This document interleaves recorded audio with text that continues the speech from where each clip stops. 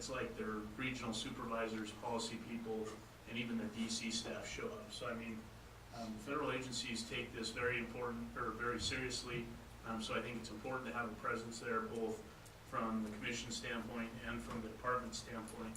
But we're very well represented by our department, the personnel that was there. It was good to be able to spend some time with them. And I know they spread the workload and were able to hit a lot of the different committee meetings. And in the committee meetings that I went to, especially the technical ones, you can tell that the other western states have a lot of respect for Nevada and how we conduct our business and what we're doing, and a lot of interest. In fact, I was in a meeting and Director Wasley had a conflict, and they asked me to give a report on our sheep status, our wild sheep and goats, because all the other states are really interested in what we're doing because we're so far ahead in terms of where we are with our program and how many animals we have. So I just kind of took that as it's really a compliment, I think, to the program we have, to the department and its personnel, in terms of seeing that respect from the other western states and how much interest they have in Nevada. So that was good to see. Just a quick update on the meetings I went to. Dave and I both attended the commissioner's retreat. That's kind of where we got the human dimensions report.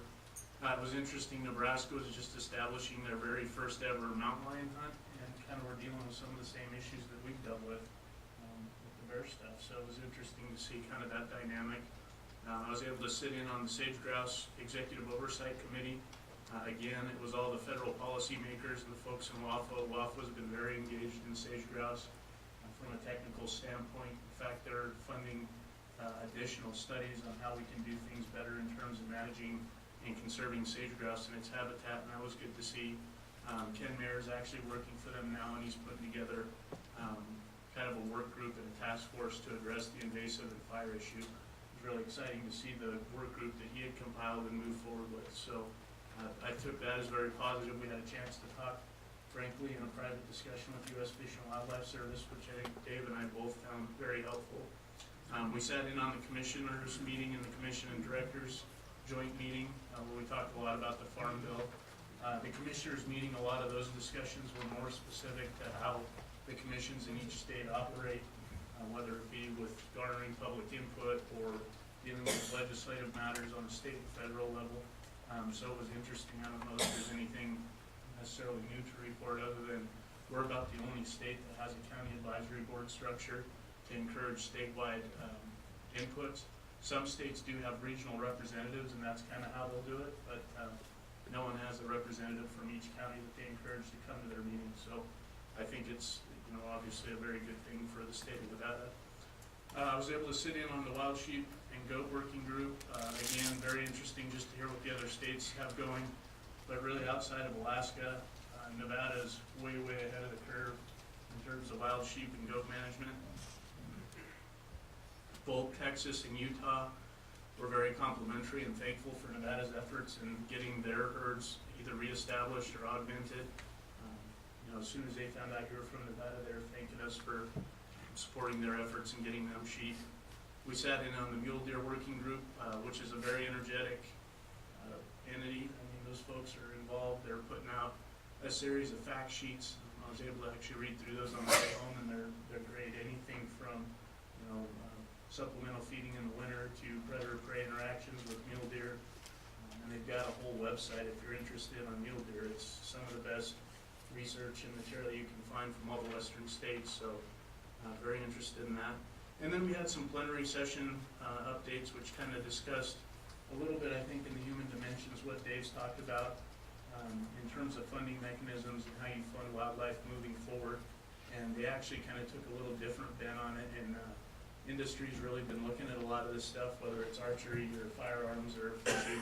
And so they had talked a little bit more towards how you partner with some of the industry groups and helping on whether it's recruitment and retention or broadening your support base for wildlife management funding and things of that nature. So those are the main points. If there's any questions, I'd be happy to answer them. The only other thing I'd mention is that I believe it's winter of 14, Waffle will be in Las Vegas, and summer of 15, Waffle will be in Reno. So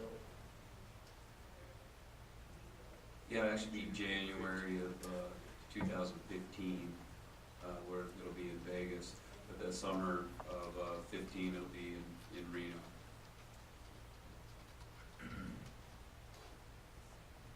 Any questions as the attendees of Wasley? I've been to 2 or 3 winter meetings now and a couple of summer meetings, and I think it's the best money that we can spend for our commissioners and our senior staff to get to these and discuss these issues, make these contacts. The committees and the breakout sessions, you learn things, but at breakfast, lunch, and the hospitality suite, you develop relationships, and I think that's as important as the breakout sessions. And I know I've met people at these waffle conferences that if I have a question, I can call them. We always don't remember each other's names, but you remember the state they're from and the issue you dealt with them on, and do a little research, you can find them, and they're always eager to talk to you and share their relation or their experience and vice versa. And it's something that I'm glad that Dave has stepped up and decided he would go on a regular basis. I wish we could all see it and go, but I think there's an advantage to keeping some continuity there, and Dave has given us that. He's one of the old guys there now. He might not be the old guy, but he's one of the long tenured ones, and he's looked at as a stable person there, somebody that they go to, and they really respect Dave there. It's neat to see the way that people warm up to Dave, and Dave's wife, she attends with him, and I can't thank Dave enough for the time he spends on this every year, going to the winter and the summer meeting. And thanks for going, Jeremy. He got the short end of the stick. I went to Hawaii last summer, he went to Nebraska, so it didn't work out well for him. And you'll have to ask him afterwards why he may not be able to, why he had to turn his tag around. All right. Unless there's any further comments, let's move on to agenda item 21D, wildfire update.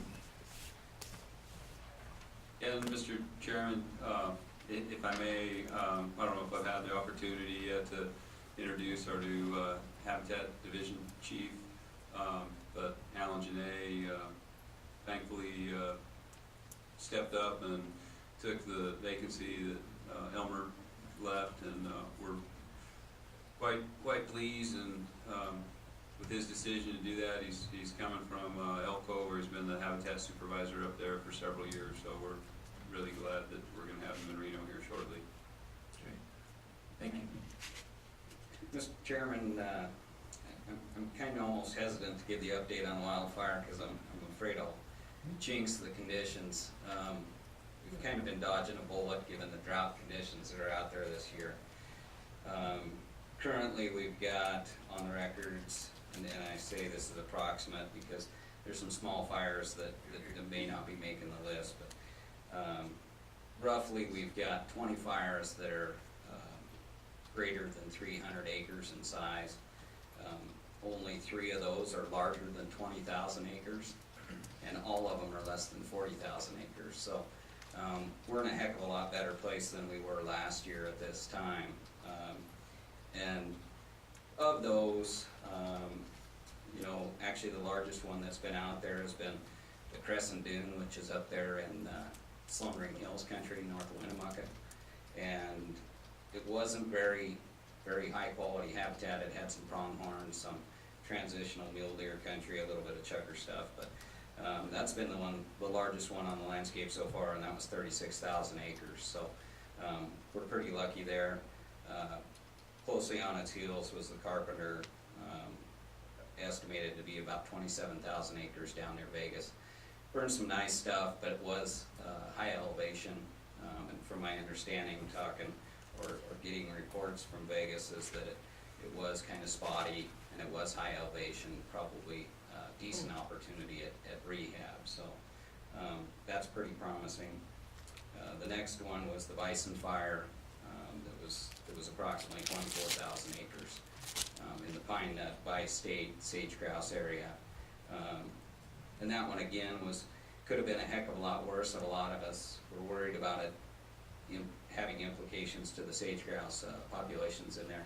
But it did burn through a bunch of PJ country, pinyon juniper, and so it may actually serve as a benefit. All of these fires biologists from all of our divisions have been already out on the ground, assessing the conditions with federal land management agencies and looking at opportunities for fire rehab. So it's already in the planning and continuing to stay on top of that and move forward. Hopefully, we know it's gonna continue to burn. I mean, we're in a heck of a state out there right now with the drought conditions, and hopefully BLM keeps up what they're doing. I mean, they've been real good at keeping them pretty small right now, and hopefully that's the type of year we have, and we don't end up in one of these big years where we're competing for fire rehab funds. So with that, any specific questions?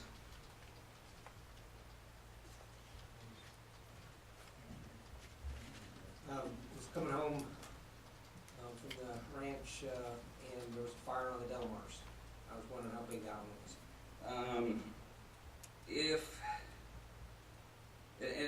It didn't even register. Right now, I don't even have anything on it, so it must have been one of those that's probably less than 300, 500 in that category. When they're kind of below in that smaller range, it's really variable whether or not we pick them up on. We go to our partner agencies' websites and coordinate with them to get the documentation of the fires, and they typically do a real good job at tracking those that are 300, 500 and above.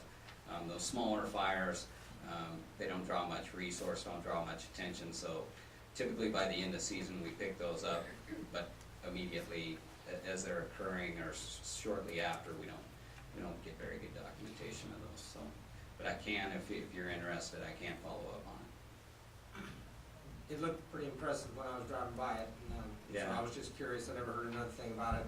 Actually, I never heard anything about it other than what I witnessed, just driving down the highway. Okay. Any further questions? Seeing none, we're gonna take a 10-minute break.